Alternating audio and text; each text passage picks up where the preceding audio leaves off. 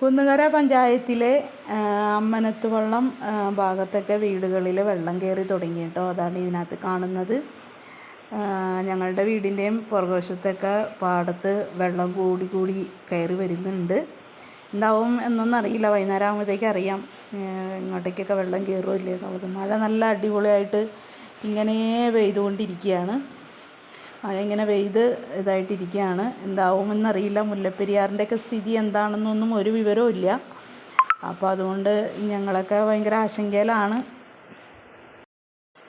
ഞാനിന്ന് ഹോസ്പിറ്റലിൽ പോകാനൊക്കെ ആയിട്ട് ബുക്ക് ചെയ്തിരുന്നതാണ്. പക്ഷേ വിളിച്ച് ക്യാൻസൽ ചെയ്തു.